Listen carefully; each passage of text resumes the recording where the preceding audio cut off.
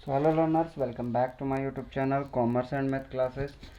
आज हम इकोनॉमिक्स के क्वेश्चन स्टार्ट कर रहे हैं और काफ़ी सारे क्वेश्चंस हैं, तो हम इनको अलग अलग पार्ट में डिवाइड करके पढ़ेंगे ताकि आपको बेहतर से समझ में आ जाए।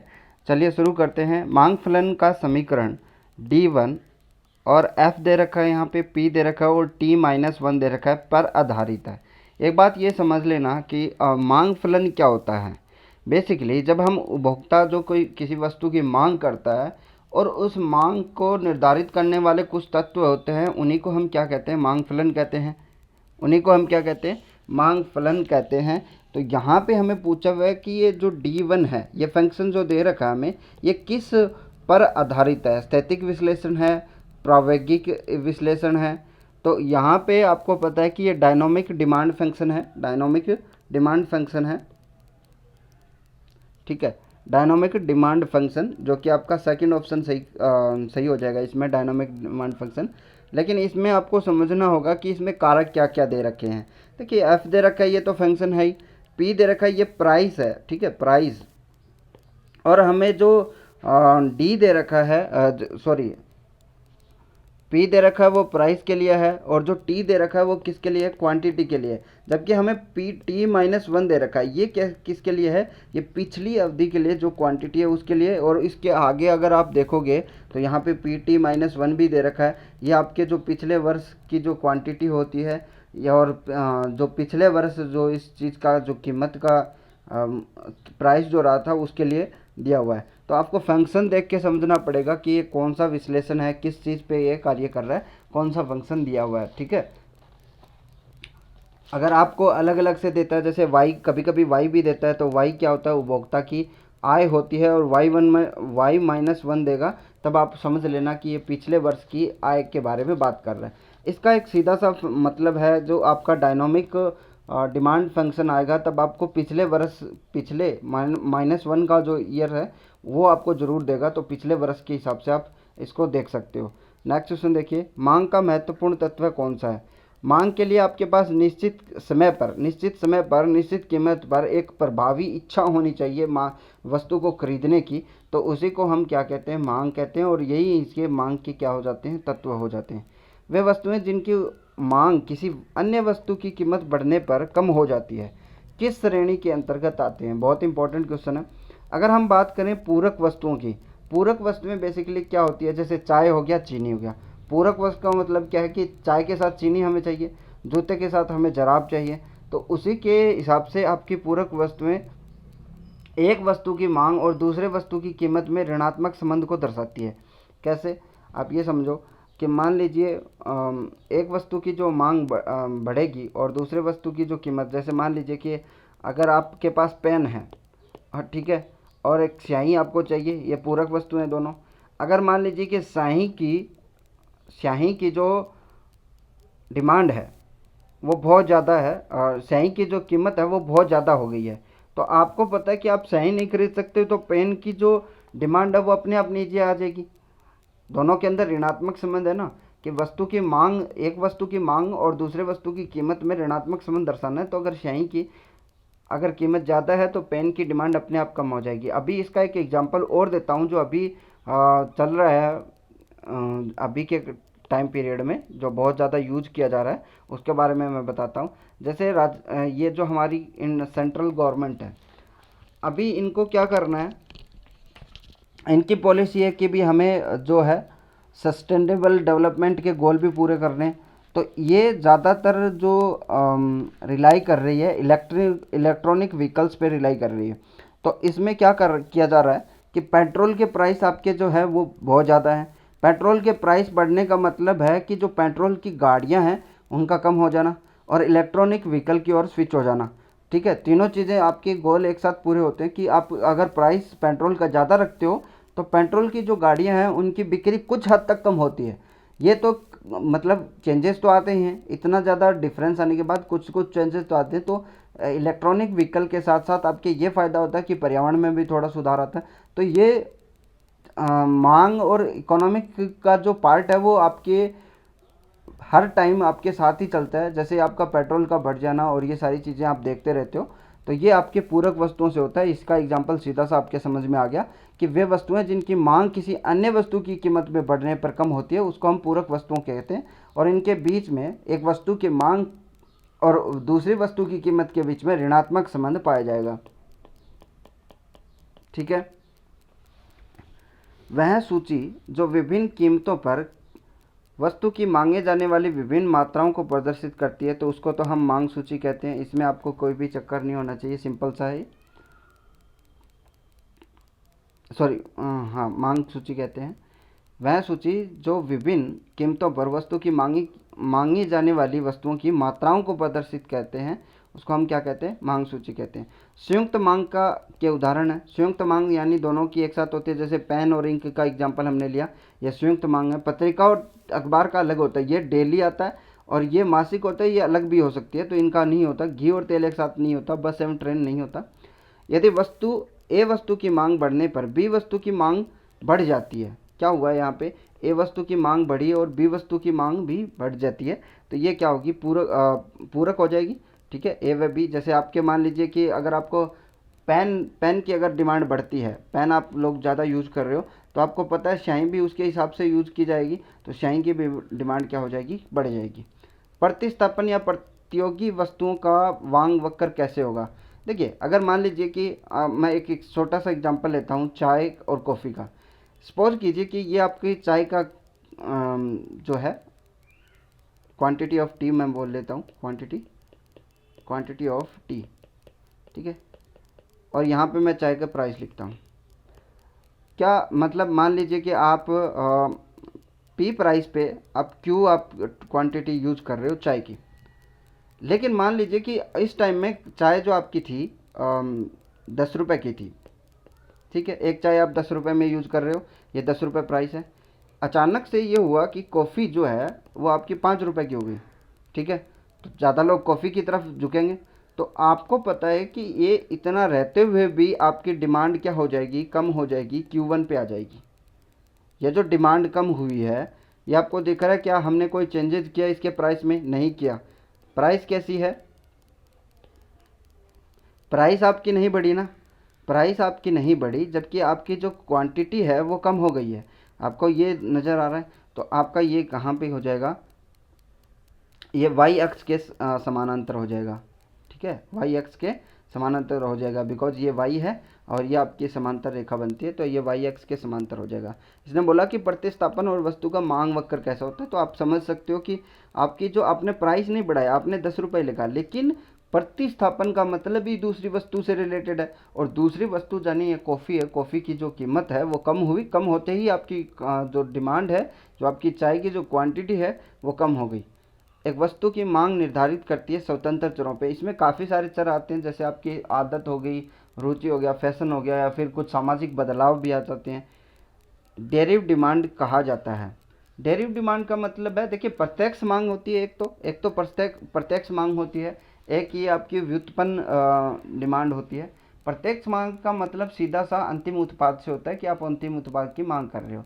डेरिव्ड का मतलब होता है कि कुछ मांग के कुछ जो डिमांड है उसके साथ आप किसी उत्पाद की डिमांड हो जाती है। जैसे आप एक चीज़ सोचिए कि अगर मान लीजिए कि गेहूं की खेती ज़्यादा हो रही है और गेहूं ज़्यादा होना है, तो आपको पता है उर्वरक की डिमांड ज़्यादा हो जाएगी। श्रम, आप लेबर की बात करोगे तो आप ज़्यादा बढ़ जाएगी उसकी डिमांड, तो उसको ही हम डेरिव्ड डिमांड कहते हैं। जैसे यहाँ पे जब एक वस्तु की मांग स्वतः दूसरी वस्तु की मांग को जन्म दे तो उसको हम क्या कहते हैं? व्युत्पन्न डिमांड कहते हैं। जैसे अगर मान लीजिए कि खेती अगर ज़्यादा होती है, जिस टाइम बारिश ज़्यादा होती है या फिर फसल का अनुमान ज़्यादा लगाया जाता है, उस टाइम में आपको पता है लेबर बहुत ज़्यादा इंक्रीज होता है, तो उसमें उसकी डिमांड बढ़ जाती है। जो उर्वरक होते हैं उसकी डिमांड बढ़ जाती है, तो उस हिसाब से होता है। अधिक कृषि उत्पादन होने पर भी किसान गरीब रह जाता है। किसान इस गरीबी का कारण कृषि उत्पादन की मांग किस प्रकृति की होती है? देखिए, कृषि उत्पाद जो होता है उसकी बेलोसदार मांग है, और यही रीज़न है कि किसान इसके ऊपर ज़्यादा कोई प्रॉफिट नहीं कमा पाता। अब इसकी मांग जो होती है वो बेलोसदार होती है, बिकॉज ये चीज़ें ऐसी है जो सिर्फ हम जीने के लिए यूज़ करते हैं। जैसे अगर रोटी आप 2 खा रहे हो, ठीक है, रोटी 2 खा रहे हो, अगर मान लीजिए कि इसकी प्राइस बहुत कम आ जाए तो आप क्या 4 रोटी खा लोगे? नहीं, डिमांड नहीं क्रिएट होगी। मान लीजिए आपका कंजम्पशन 1 साल के लिए 5 क्विंटल गेहूँ है, तो आप उतनी ही यूज करोगे। अगर इस बार इसके प्राइस कम हो गए तो आप क्या 50 बोरी खरीद के रख लोगे? क्या नहीं रखोगे। यही वजह होती है। और इसका फ़ायदा ये होता है कि आप बाहर निर्यात करते हो, एक्सपोर्ट करते हो, तो ऊंची दरों पे कर सकते हो। मान लीजिए कि आपकी यहाँ पे 1100 रुपये, सॉरी 2000 रुपये गेहूँ है, ठीक है। तो यहाँ पे अगर आपका जो कंजम्पशन देखोगे तो वो तो लिमिटेड रहेगा उतना ही। तो उससे फ़ायदा ये होता है कि आप अगर बाहर एक्सपोर्ट करते हो विदेशों के अंदर, तो आप उसकी कीमत ऊंची रख सकते हो, क्योंकि हमारे देश के अंदर इसका कोई प्रभाव नहीं पड़ेगा। बिकॉज इसकी क्या होती है, बेलोसदार मांग होती है। इसके लिए हम क्या करते हैं, जीवन यापन के लिए इन चीज़ों का यूज़ करते हैं, ठीक है। तो इस वजह से किसानों को भी ज़्यादा प्राइस नहीं मिलता। दिखावटी या झूठी शान शौकत से जो प्रभावित होते हैं वे मांग के नियम के अपवाद होते हैं। विलासिता की वस्तुओं की बात की इसने, विलासिता की वस्तुएं, ठीक है। विलासिता की वस्तुओं में ज़्यादा कुछ प्रभाव नहीं पड़ता, बिकॉज वो एक्सेप्शन होते हैं।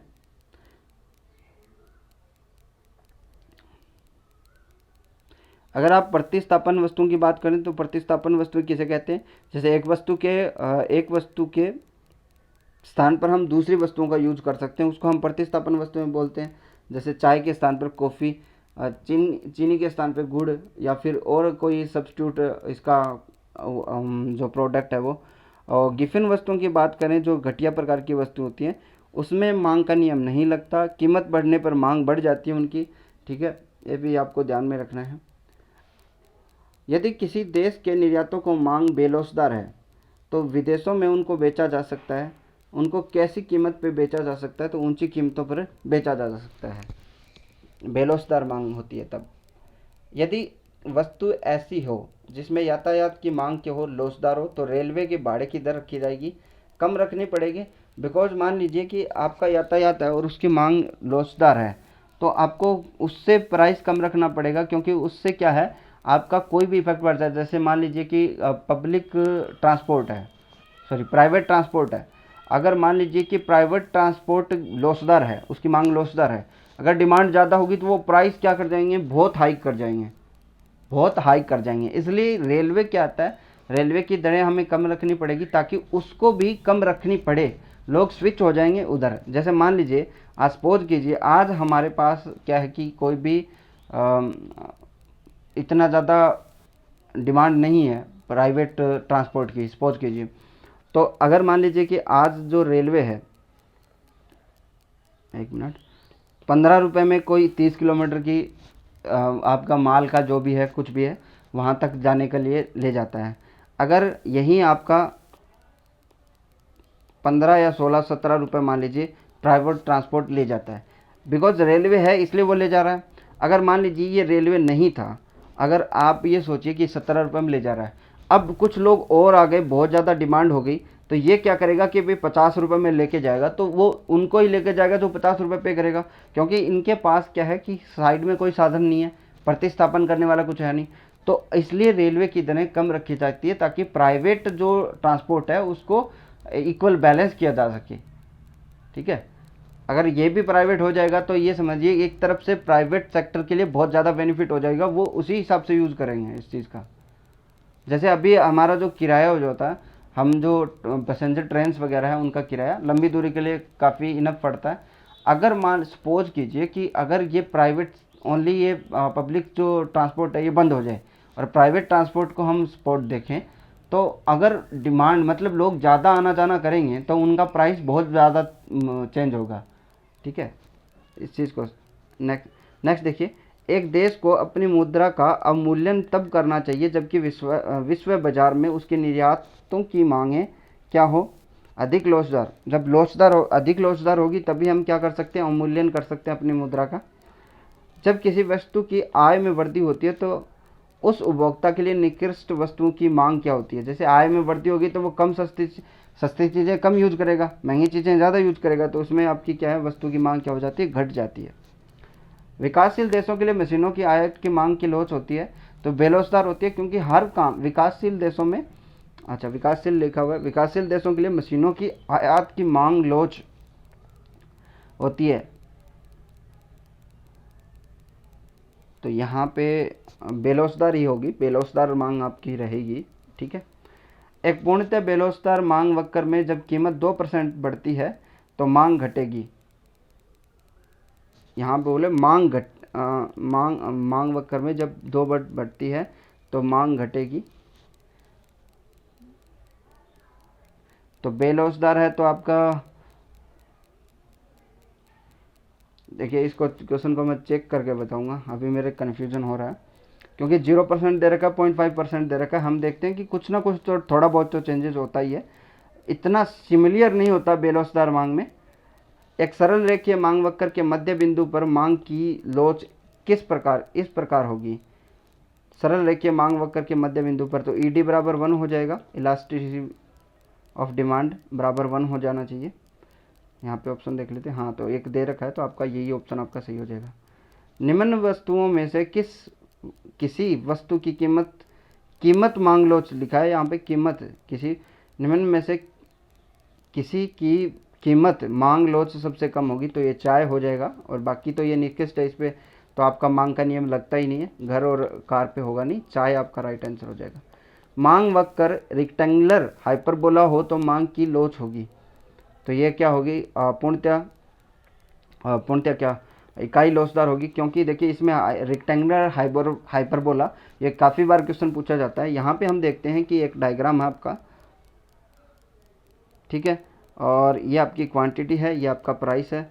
अगर हम देखें कि पी प्राइस पर आपकी जो क्वांटिटी है वो क्या होती है, क्यू होती है, और हम जब देखते हैं कि आपका P1 होता है प्राइस तो आपकी क्वांटिटी क्या हो जाती है, Q1 हो जाती है।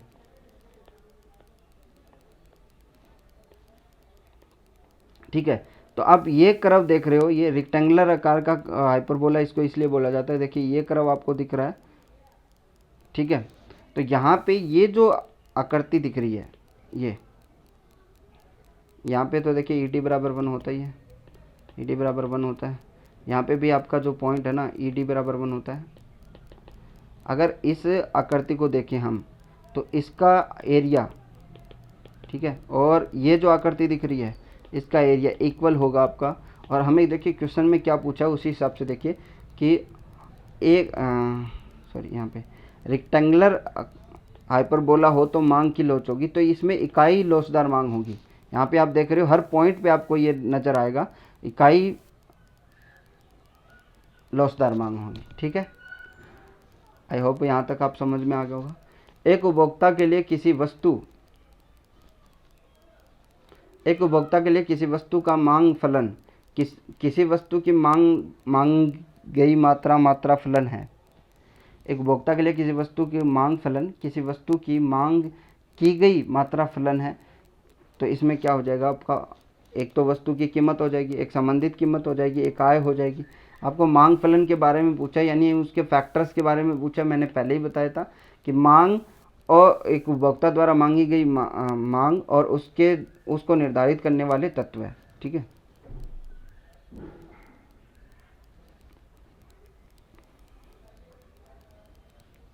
चलिए नेक्स्ट देखिए, यहाँ पे मिलाना है मांग का नियम वस्तु की कीमत एवं उसकी मांग के विपरीत का संबंध को बताता है, यही आपका मांग का नियम है।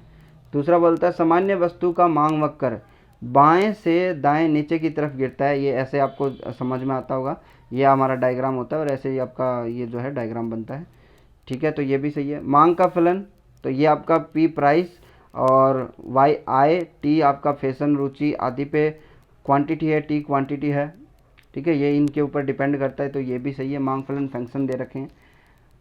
मांग का अर्थ एक उपभोक्ता द्वारा एक दी हुई कीमत पर किसी वस्तु को खरीदी जाने वाली मात्रा क्या है, मांग है, तो ये आपका हो जाएगा। तो थर्ड ऑप्शन सही हो जाएगा। 1 2 3 4 आपको मिलाने की जरूरत नहीं है इसमें। मांग के नियम के संबंध में निम्नलिखित में से कौन सा अपवाद नहीं है पूछा हुआ है। सीमांत उपयोगिता के नियम की क्रियाशीलता, तो ये आपका एक अपवाद नहीं है। गिफन वस्तुओं की स्थिति, ये एक अपवाद है। कीमतों में लगातार वृद्धि या कमी, अत्यावश्यक वस्तुएं, ये सारी चीज़ें आपके लिए क्या है, अपवाद है। ये इंपॉर्टेंट है। वैसे देखिए ये क्वेश्चन में ये इंपॉर्टेंट नहीं है कि क्या अपवाद नहीं है, जबकि अपवाद है वो इंपॉर्टेंट है कि गिफन वस्तुएं आपकी घटिया प्रकार की वस्तुएं, कीमतों में लगातार वृद्धि या कमी जो आती है वो भी आपका एक अपवाद रहता है। अत्यावश्यक वस्तुएं, ठीक है, जो बहुत ज़्यादा इंपॉर्टेंट है उसकी, वो भी आपके लिए क्या है, अपवाद रहती है इसके अंदर। एक वस्तु का व्यक्तिगत मार्ग मांग वक्र खींचते समय निम्नलिखित में से कौन सा घटक स्थिर नहीं रहता? तो उस वस्तु की कीमत जो है वो आपकी स्थिर नहीं रहती। मौद्रिक आय हमें स्थिर रखनी होती है। जब हम मांग वक्र बनाते हैं जो फिक्स फैक्टर अन्य बातें समान रहने पे हम देखते हैं कि क्या है, अन्य बातें समान रहने पर तो व्यक्ति की आदत को स्थिर मानते हैं, दूसरी वस्तु की कीमत को स्थिर मानते हैं, या मौद्रिक आय को स्थिर मानते हैं। बाकी अगर मान लीजिए वस्तु की कीमत को स्थिर मान लेंगे तो मांग वक्र बनाएंगे कैसे? मांग की लोच का सीधा सा फॉर्मूला है कि मांग का अनुपातिक परिवर्तन, मांग में अनुपातिक परिवर्तन बटे कीमत में अनुपातिक परिवर्तन क्या है? मांग की लोच है, डिमांड ऑफ इलास्टिसिटी। नेक्स्ट देखिए, यदि किसी वस्तु की कीमत में 50% वृद्धि होती है और मांग में केवल 10% की कमी होती है, तो देखिए ऐसी क्या होगी, कम लोच मांग होगी या बेलोच मांग होगी। इसलिए उसका जो आंसर है, इस चीज़ का आंसर आपको ये करना है, क्योंकि जीरो नहीं है, एकदम से आपका परिवर्तन नहीं होता। आप ये हल्का सा परिवर्तन इसमें देखने को मिल सकता है आपको। जैसे यहाँ पे हमें दिया हुआ है कि किसी वस्तु की 50% की वृद्धि से मांग में केवल 10% की कमी, यानी कुछ ना कुछ तो आपका चेंजेस होता है ना, उसके हिसाब से हम देखते हैं। तो इसमें आप एक आंसर कर लोगे। उसी कीमत पर पहले से अधिक मांग की जा रही है तो उस वस्तु में क्या होगा? मांग की वृद्धि। ठीक है, प्राइस सेम है लेकिन फिर भी आपकी क्या है, डिमांड बढ़ रही है, तो आपका क्या है? मांग में वृद्धि। मांग की लोच को कुल आगम यानी कुल रिवेन्यू, आपका टोटल जो रिवेन्यू होता है, और कुल व्यय रीति द्वारा मापने का श्रेय किस अर्थशास्त्री को जाता है? तो मार्शल को जाता है। मार्शल ने ही ये दिया था। एक सीधी रेखा एक्स अक्ष को छूती है तो उस बिंदु पर मांग की लोच क्या होगी? देखिए एक्स अक्ष को छूती है तो इसमें क्या होगी? आपकी मांग क्या हो जाएगी? शून्य हो जाएगी। क्या हो जाएगी? शून्य हो जाएगी। तो ये 30 क्वेश्चन थे। हम ये सारे क्वेश्चन हमें करने हैं और हम साथ में इसी तरह करते चलेंगे सारी चीज़ों को समझते हुए, ताकि आपको समझ में आए। आगे फर्म का संतुलन, एकाधिकार, ये सारी चीज़ें आपको पढ़नी है। और मैं आपको थ्योरेटिकल के साथ साथ आपको व्यवहारिक तौर पे बताता रहता हूँ, क्योंकि आपको जब क्वेश्चन देगा तो आपको ये समझ में नहीं आएगा कि क्या था। आपको सीधा सीधा दिमाग लगाना है कि मार्केट में हम बैठे हैं तो हमारे पास ये है कि चाय की चीनी की कीमत बढ़ गई, तो उस हिसाब से आपको सोचकर थोड़ा सा क्वेश्चन को हेल्प सोल्व करना पड़ेगा। सो आज के लिए बस इतना ही। नेक्स्ट क्लास में मिलते हैं। Thank you, bye, have a nice day.